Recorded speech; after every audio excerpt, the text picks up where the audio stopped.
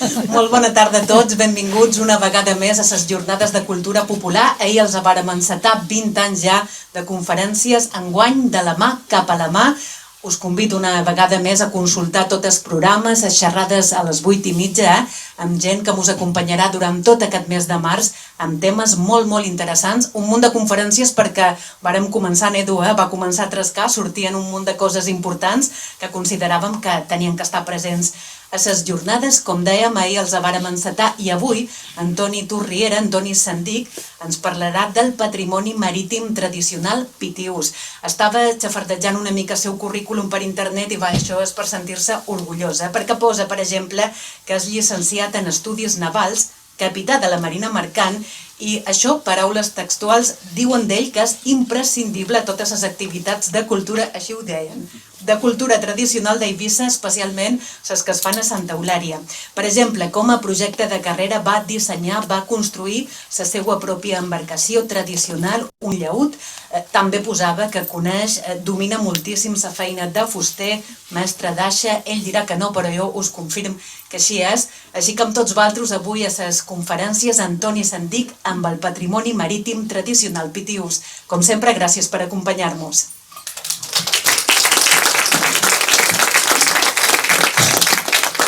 Bé, molt bona nit a tothom, gràcies per estar aquí. Bueno, del currículum no en parlarem, perquè diguem que no és oficial, però bé, que diguen coses així sempre un està content, amb allò que no diguen nosaltres. Però bé, avui no venim a parlar d'EO, sinó venim a parlar del patrimoni marítim pitiús, que podem dir que sigui d'Eivissa o de Formentera, està molt lligat, molts dels barcos que es feien aquí eren per anar a Formentera, moltes de les pesqueres tant estaven a Eivissa i Formentera, encara hi segueixen sent, i bé, és el mateix espai. Per tant, el que primer podríem parlar que és el patrimoni marítim, no? Perquè moltes voltes parlam i moltes voltes no tenim clar què és. Bé, el patrimoni marítim podríem dir que no és més que la relació de la societat, de la cultura, amb la mar.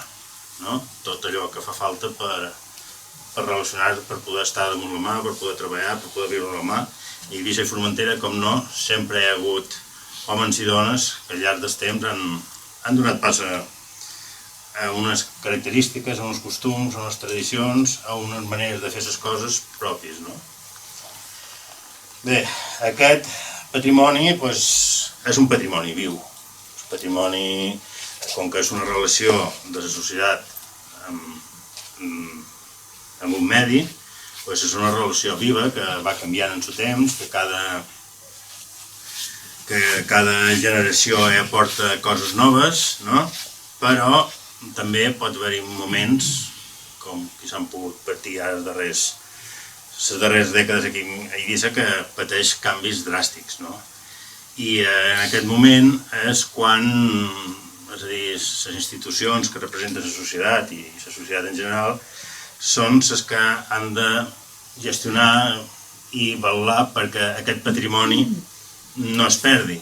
No vol dir que s'hagi de seguir fent, perquè hi ha costums o tradicions que ja estan fora de lloc, però sí que s'estudien, que es conservin, que puguem de manera documental i almenys poder explicar una mica aquesta tradició i aquesta evolució. Bé, el que sí que podem dir, com us deia, és que en els darrers, podríem dir, 40 anys, que aquesta relació que hi havia d'Eivissa amb la mar ha canviat totalment. És a dir, aquí tenim unes imatges del que era esport d'Eivissa, per posar per exemple, on es veuen llaüts, on es veuen barques de pesca, on es veu una vida quotidiana aquí en esport. I avui en dia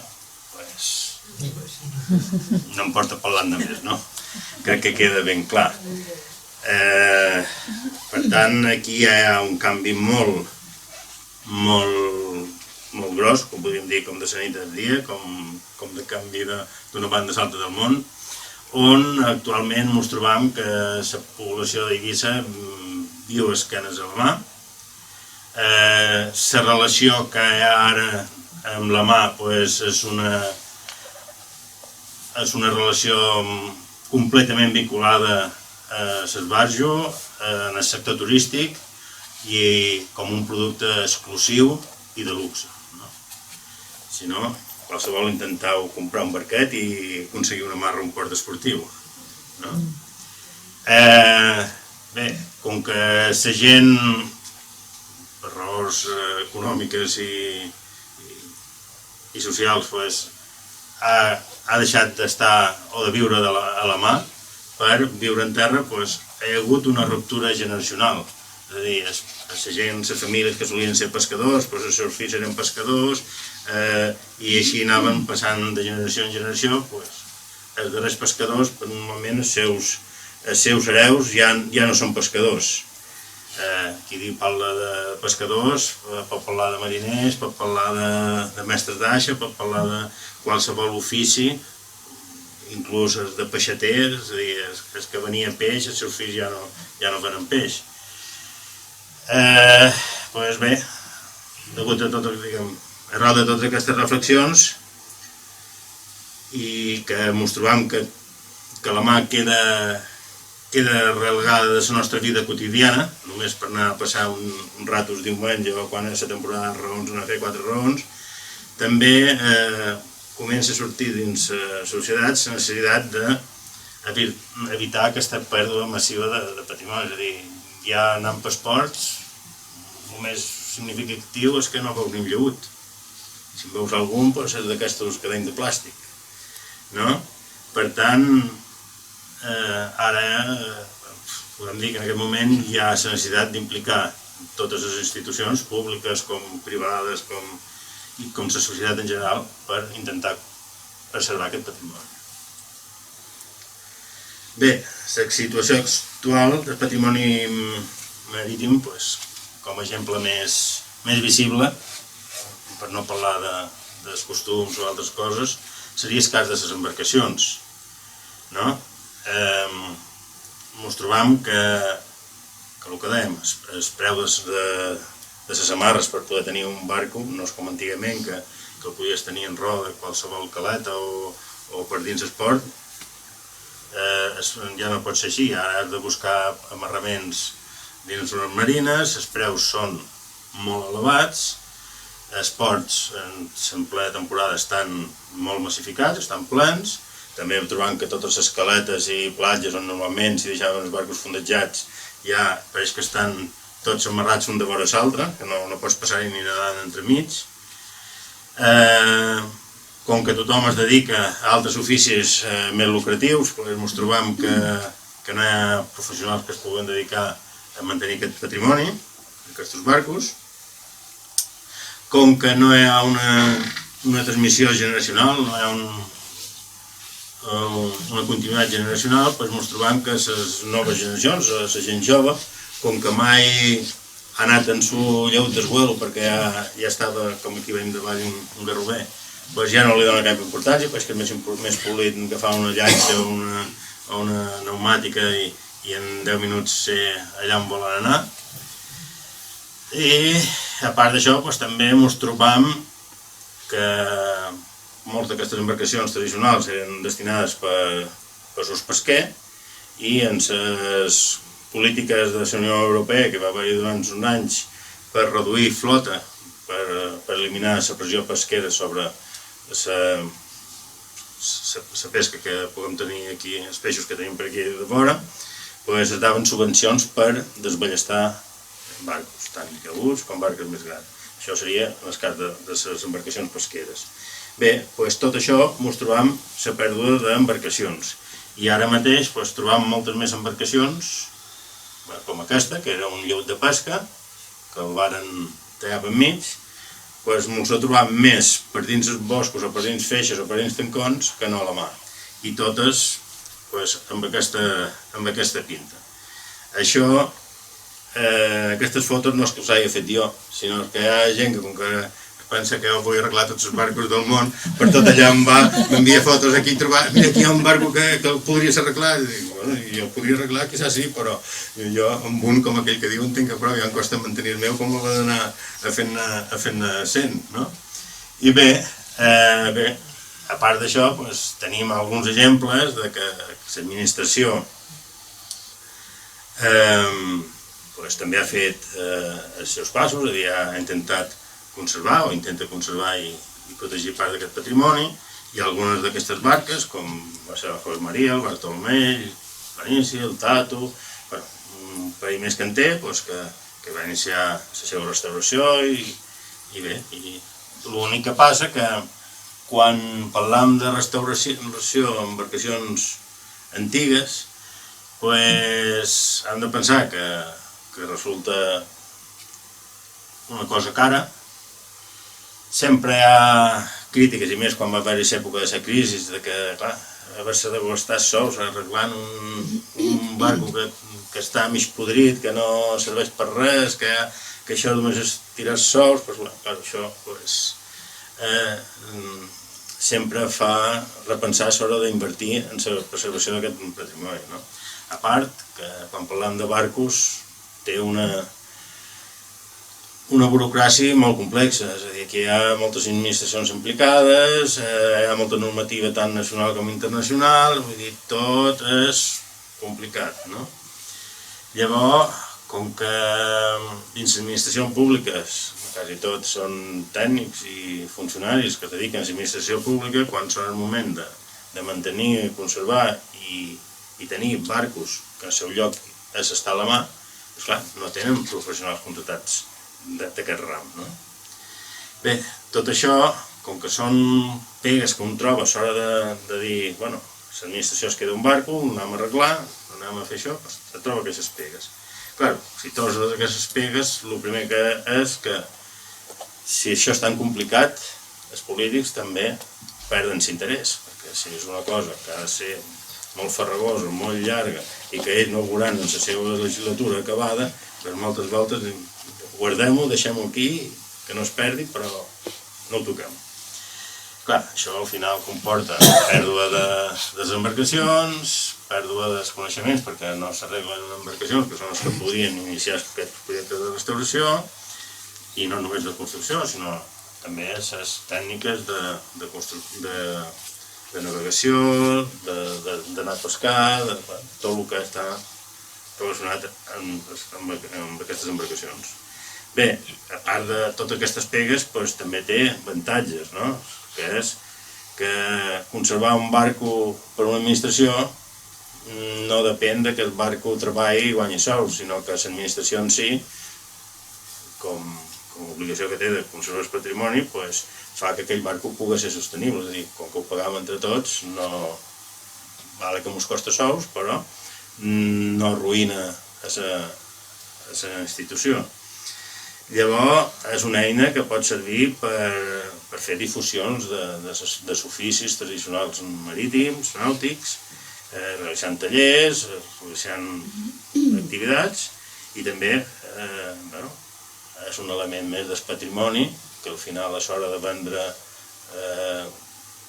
un producte com pugui ser turístic, sempre podem posar com un barco com un exemple del nostre patrimoni.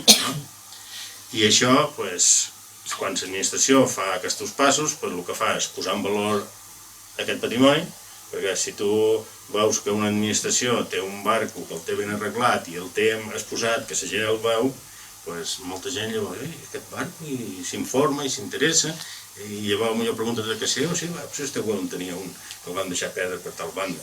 Però potser aquella persona es motiva per també intentar recuperar aquell barco que havia tingut el vuelo i posar-lo en marxa de manera que se li posa valor. Igual que podríem dir que va passant en les colles, va haver-hi una època que estava tot mal vist. I així com van començar a haver-hi colles que anaven a ballar, que anaven pel món i a fer-se vora, ara quasi crec que no hi hauria cap pare que no estaria més orgullós que els seus fills s'aprenguessin a ballar pagès, no? Quan nosaltres vam començar, pel període, quasi et miraven com qui diu, tu ara què vols fer, no?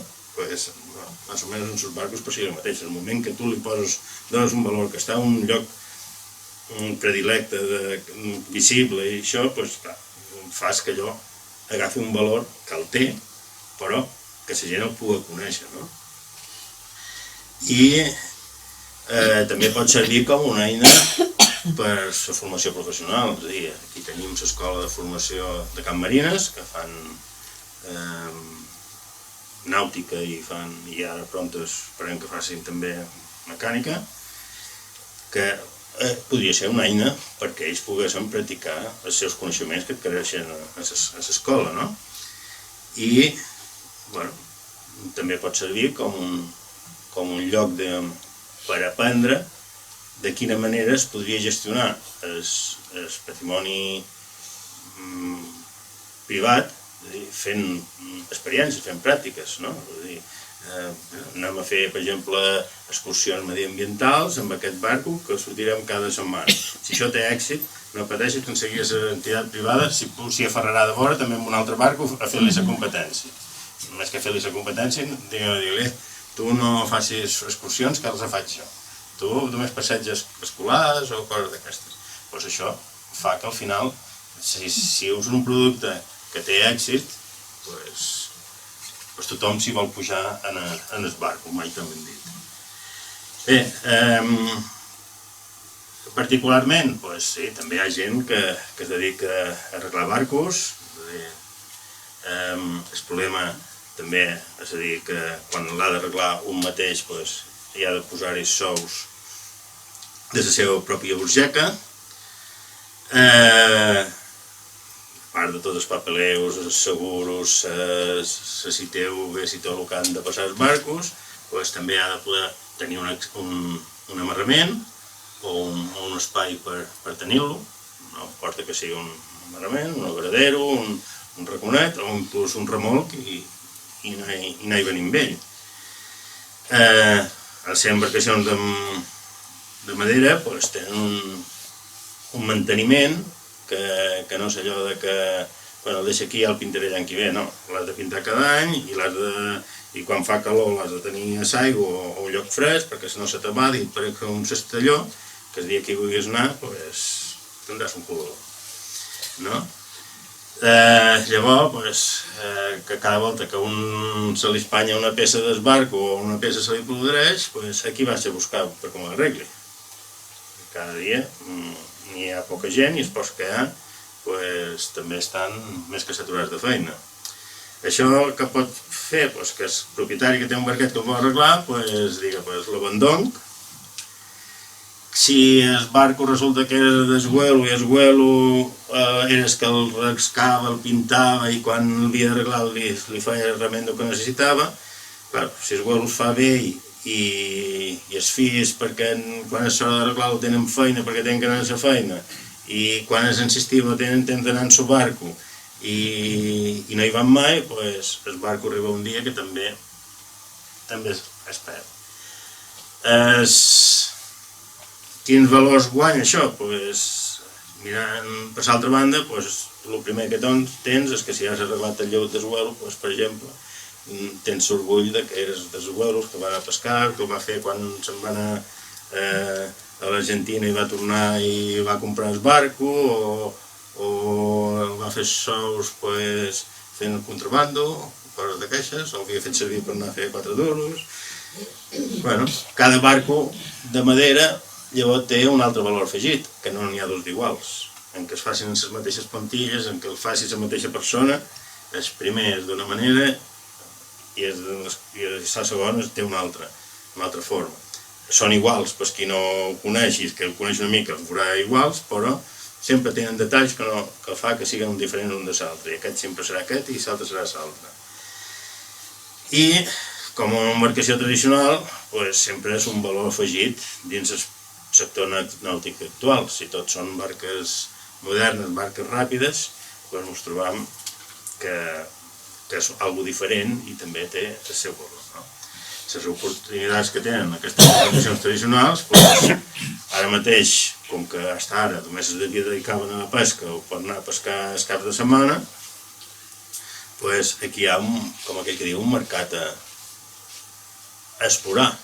Potser, a més de llogar, ara ja quasi no n'hi ha, però un velomar a la vora de la mà, llogar un barquet d'aquestos de 4 o 5 metres, potser tot restaurat en la vela, també llogaria, perquè al final no deixa de ser un barquet a la vela o motor, no té per què ser tot a vela.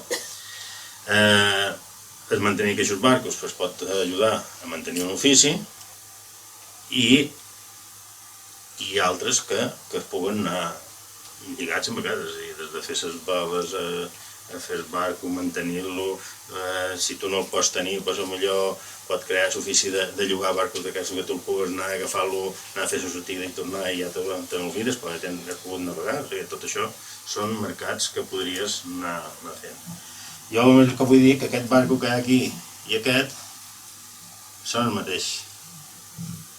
Aquest és el que passava amb aquells que m'enviaven fotos. Aquest el tenia una que seva, que ja havia cansat de tenir-lo perquè deia que el volia arreglar i una cosa o l'altra.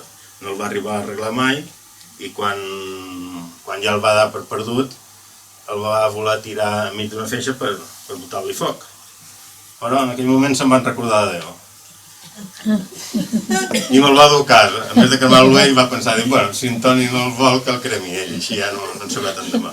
Però en Toni no, en aquest no el va cremar, ni tenia cap intenció, vull dir, això no ho sé fer. El vaig arreglar, el vam restaurar i aquí el tenim. I ha participat ja en pel·lícules, en vídeos, en regates per Mallorca. Vull dir, només fa 2 anys que el vaig acabar d'arreglar. Bé,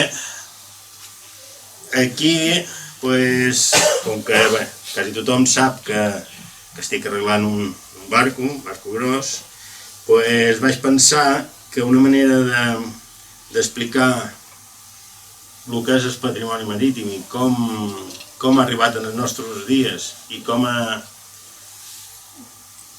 com podria renéixer aquest patrimoni, com es podria adaptar en els temps moderns, crec que més fàcil per jo és explicar el cas de la Reina del Mar. El cas de la Reina del Mar és un barco construït en 1951 en el que espero poder-li dar una nova vida dins el món del patrimoni.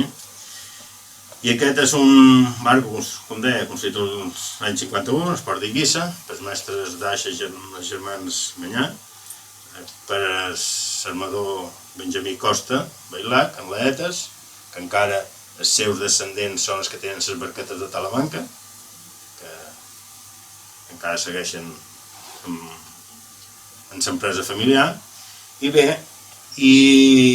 buscant informació, intentant averiguar aquest barco, com va néixer, per què va sortir, com anava, per què servia, aquest barco al final hem descobert que també ens explica la història d'Eivissa, d'un altre punt de vista, però és la mateixa història d'Eivissa. És a dir, aquest va ser construït aquí a Eivissa, segons ens diu aquest escrit que hi ha aquí baix, fet per samades que va fer el barco, és a dir, l'any 1991 el va trobar que encara navegava, allí per Sant Antoni, i ens diu que el va fer damunt d'un llaüt, d'un falutxo de Formentera.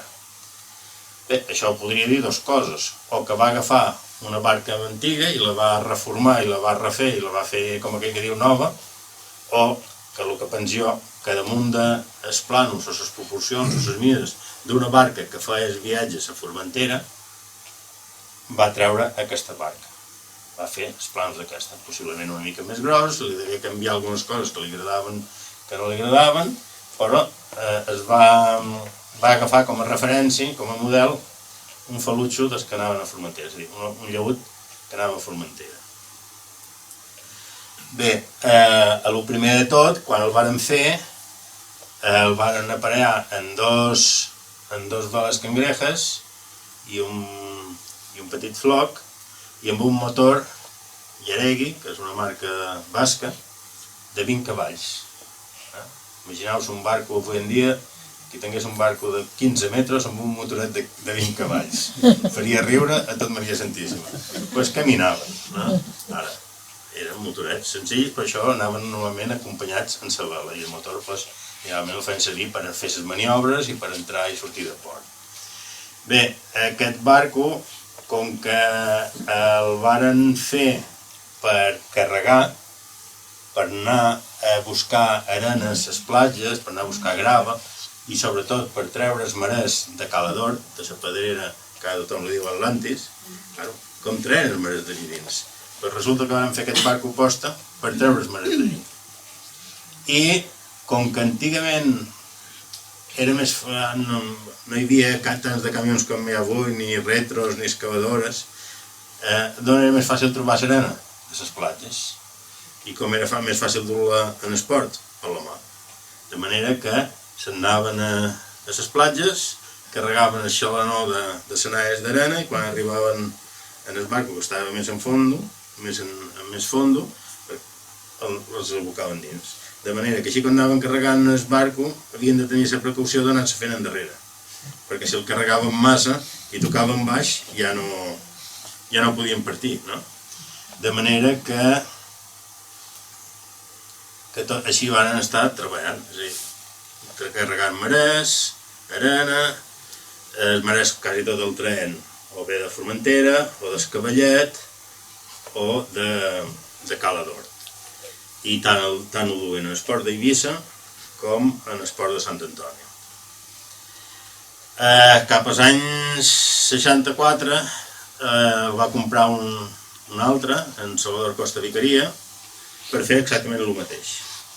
Però es veu que aquesta gent va pensar que la feina aquesta era molt dura, no va pensar, s'hi va trobar, i no hi va fer gaire feina. De manera que llavors ja aprofitant l'envestida del turisme, ja la varen comprar gent de Sant Josep per destinar-la a fer excursions en les platges. I finalment va passar a Cruceros Portmany per fer la mateixa activitat, però la varen fer servir fins el 2009, que llavors ja van entrar els grans catamarans, Glass Bottom i coses d'aquestes, i ja va quedar abandonada. I a partir de l'any 2000 va quedar en roda, allí en el port de Sant Antoni, fins que el 2009 aquest catamaran que veiem aquí dalt de vora la Reina es va mullar, la van vestir i els dos van anar a parar a la platja, on me la van oferir. Però vaig saber dir que no. I me la vaig quedar. Primera perquè era un barco que el coneixia des de molt de temps, i quan veig jo un barco que navega, que va amb bona màquina, i que quan ha deixat de passar la mà està com si no hagués passat ningú, dius, aquest barco té que anar bé a la vela. I bueno, sempre alguna volta havia preguntat per anar a veure'l, per agafar les mides, per fer com havien fet els amos, per si mai en volia fer un, fer-lo igual, però em van cridar que si la volia i me l'enduia, era per jo, i si no, la traurien amb una retro. I em va saber prou mal que me la vaig endur. Bé, finalment la van aconseguir reflotar, vam desmuntar coses i cap a casa. Aquí ja la veig, que l'ha passat per dalt les cobertes de la pa. I bé, com vos deia, era una embarcació molt vinculada en el desenvolupament econòmic de l'illa d'Eivissa. Podem dir que aquesta barca va portar tots els marès de fer l'antic hospital, on ara és Consell Insular, estava fet de marès. Totes aquestes cases que hi ha al final de l'avinguda d'Espanya fetes de marès, també era marès portat amb aquesta barca. I llavors, quan ja van començar primer a arribar els primers turistes, o haver-hi, més que els primers, haver-hi turisme, els caps de setmana, dissabtes i diumenges, la solien llogar per fer excursions amb els clients dels hotels i portar-los a Formentera, a Espalmador, a Vedrà, i bé, és a dir, de dissabtes a diumenge traginar, i de dilluns a divendres traginar, i dissabtes i diumenge a passejar turistes. I bueno, dona el cas que un dels meus socis, en Javi, els seus abuelos tenien un hostal allà a Talamanca, que es deia Molí Blanc, i eren un d'aquestos emprenedors turístics que llogaven una barca per passejar els seus clients i dur-los d'excursió. I aquí, aquesta foto que tenim baix, són ells dos, el abuelo i l'abuela, en Javi, passejant a la Reina del Mar, que això ho vam saber quan ja feia temps que estàvem treballant en Supraco. Bé, quan es generalitza l'ús dels camions, que el que dèiem, que substitueixen els carros, i hi ha les primeres fàbriques de blocs, que ja no fa falta fer els maressos per fer les cases i els edificis, doncs se li va acabar la feina, com aquell que diu. És que ja no, això de llevar serena a la platja, si avui en dia estaria mal vist, doncs llavors ja començava a estar mal vist, de manera que cap problema. Si no podem dur arena, doncs seguirem fent de dilluns a diumenge el que fèiem a divendres i dissabtes, a passejar turistes. I... Fer endarrere o fer endavant? No. A passejar turistes. Bé, quan cau a les nostres mans, el primer que ha de fer és saber com estava, per poder restaurar, de manera que ell estava com el darrer dia que havia sortit a fer ferri entre Sant Antoni i Calabassa, tenia la d'illa, tenia els bancs, tenia tot, i van començar a llevar-li tot el que ens feien nosa per poder-la transportar cap a casa, llevar-li tot el pes que poguéssim, i bé, en el moment que la van poder reflotar, i la van posar en sec, la van dur cap a casa, fer-li net, perquè tenia molt de fang que l'havia entrat dins, treure els motors, dipòsits i altres instal·lacions que no ens van robar. Perquè mentre estava allí, va ser també un hivern que la mà anava molt baixa cada dia i no hi havia manera de poder-la estirar endarrere, doncs era el lloc de fer excursions a veure què podien trobar. I bueno, alguna cosa trobaren que no van trobar ells, però m'ho van fer net. No s'endugueren el que volien que s'enduguessin, però ens van deixar coses també. Bé, en el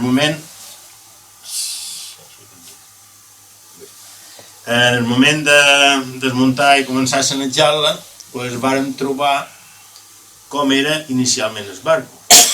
Inicialment el barco no tenia orles, perquè a l'hora de carregar les senaes implicava aixecar la senada i tornar-la a baixar, de manera que si no tenia orles ja la feien córrer per damunt sol i la tiraven dins l'escotilla. Tenia una escotilla molt grossa i tot això ho trobàrem perquè en què li havien transformat el barco per dur-hi turistes, a l'hora de desmuntar trobàvem els testimonis d'allà on anaven aquestes peces. Per això sabem més o menys, i a part de haver-ho vist en fotos, per tant també anàvem buscant una mica on estava tot això. Això, el que vàrem fer és normalment el que es faria en qualsevol bé del patrimoni, és a dir, documentar, identificar i dibuixar totes aquelles peces que ens daven com era el barco entre l'any 1951 i 1967. Llavors, quan el van transformar com a embarcació turística, li baixaren la coberta, la van tallar i li abaixaren, perquè els turistes no fessin esbronçar, perquè com que el barco anava buit i era per anar carregat, per baixar el pes dels turistes. I també, per dar-li més seguretat, li van fer unes orles, perquè el barco fos més alt i no hi hagués perill que la gent mos caigués a la mà. Taparen l'escotilla, just l'escotilla la deixaren per posar-hi un motor gros per fer via, enmig, i llavors això és més o menys el que nosaltres la volem deixar, és a dir, intentar mantenir, buscar el nivell de la coberta inicial, deixar-li una escotilla grossa, no tan grossa com la que tenia, però sí grossa perquè baix sigui habitable,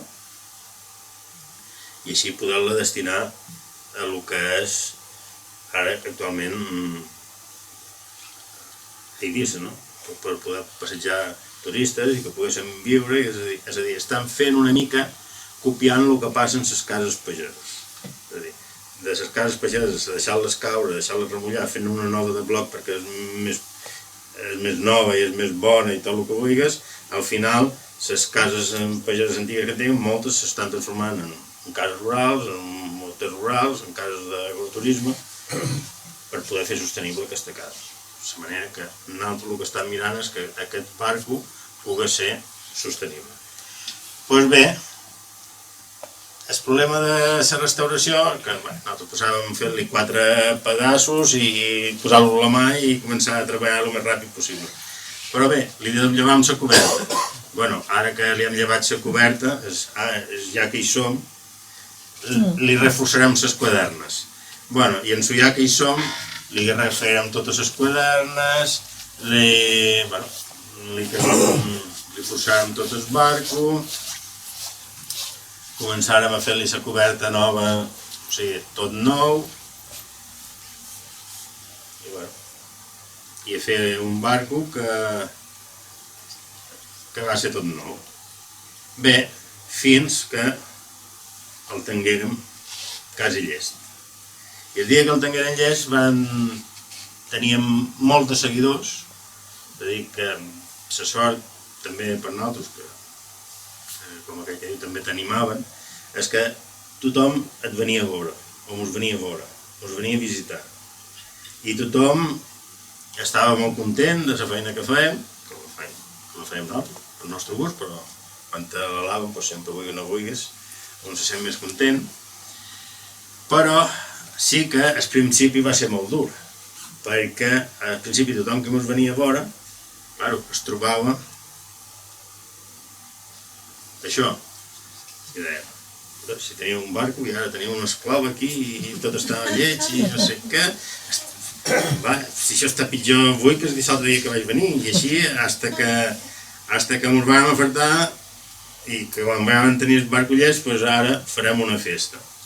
Una festa per celebrar que havíem acabat el que era la restauració del barco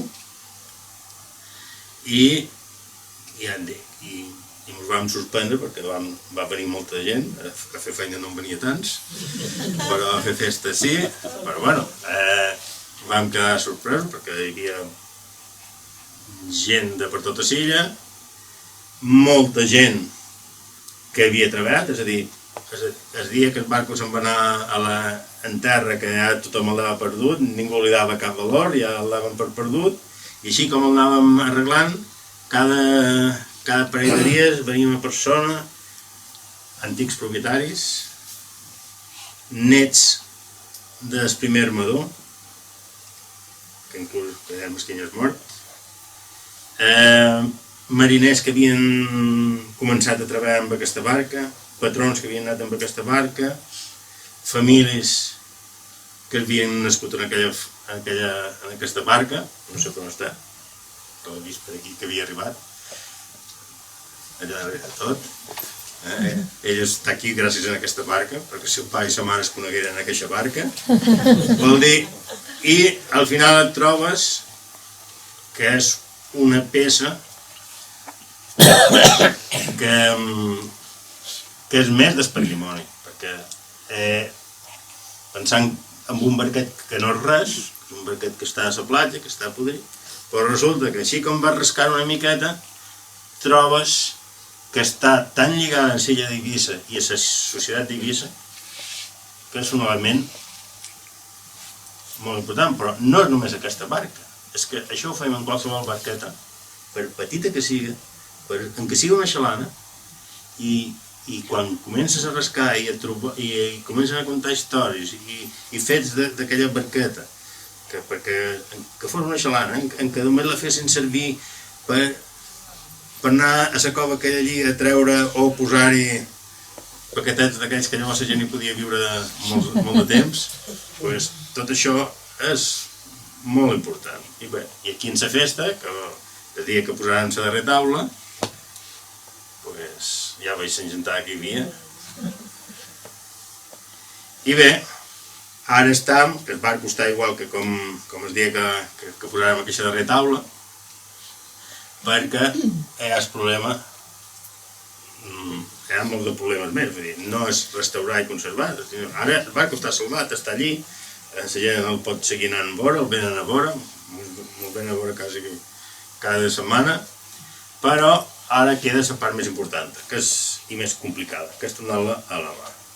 No és que sigui complicada perquè es agafes i portes la mà i ja està, sinó perquè, com que has de complir unes normatives, és un patrimoni antic, fet amb unes mides i amb uns projectes i amb uns permisos diferents en els que avui en dia fan falta, s'ha de fer presentar dos projectes de reforma, en el seu mercat que compleixi la normativa C, però clar, si volem destinar aquest barco perquè sigui sostenible, perquè si no nosaltres no el podrem mantenir, és a dir, que ell també es guanyi el seu jornal, doncs es té que adaptar a les comunitats d'avui en dia. És a dir, podem arreglar una casa pagesa, però no l'arreglarem sense llum, sense quarto de bany, sense cuina, sense lavavajilles, sense... Ho ha de dur tot, sense wifi, sense telèfon, no? Doncs aquí passa això. Clar, fer un barco, com aquell que diu el sé fer. Fer un motor, ja no el sé fer, tampoc no m'hi he posat ni m'hi vull posar.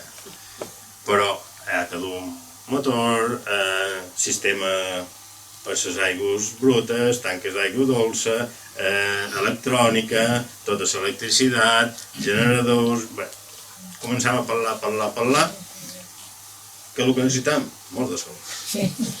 Però això, és que fa arreglar una casa, es troba en les mateixes pegues. Dius, ja tinc la casa feta, ja la tinc acabada, ja tinc les portes posades i tot, sí. Ara crides electricistes, crides fontaners, crides no sé què, regiladors, de la cuina, et val tant mateix com fer la casa. I en aquest punt estem. I, és a dir, intentar fer un projecte de sostenibilitat, és a dir, que el barco aquest pugui treballar. Aquesta cosa, si, com aquell que diu, hi hagués un exemple de l'administració, que tingués un barco que treballés i que funcionés, doncs tothom s'hi apunta, però ara aquí és que feim de coniets d'Índies, per exemple, som nosaltres, no? Per dir-ho d'alguna manera. I bé, quin és el futur del patrimoni marítim?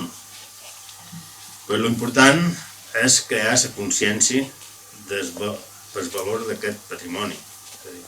Si només el trobam davall els garrovers o dins un tancat allí mig podrit, no se li darà cap valor. És a dir, la reina del mar quan estava a la platja no tenia cap valor. Ara la veuen i ara tothom, com aquell que diu, la vol veure, no? La vol anar a veure. I tot això es aconsegueix fent iniciatives, fent jornades, creant un museu. Sí, allí hi ha aquelles coses que són per veure i no es poden tocar, però allò que hi ha a un lloc, quan veus un quadre que està penjat a un museu, tu, quan veus un quadre que t'agrada, també el penjaràs a que teu. Perquè si els museus tenen quadres és perquè és algo que val. Jo també en vull un quadre bo, no? Però si en el museu hi ha barcos, o hi ha ormetjos de pesca, o eines de mestre d'aixa, o bancs, o llibres de navegació, o cartes nàutiques, o coses... Jo, si en tinc una, la guardaré. Perquè això ho posen al museu. I en el patrimoni marí, en els barcos, en particular, també passaria el mateix. En el moment que es posa en valor, aquest patrimoni naixerà una recuperació social, és a dir, la gent voldrà tenir aquests barcos, voldrà navegar amb aquests barcos, perquè si aquests barcos estan en el museu, la tradició es perd. Quan continua la tradició és quan la gent té aquests barcos, navega amb ells, els fa i els disfruta, i aquest valor el transmet als seus descendents. S'ha acabat.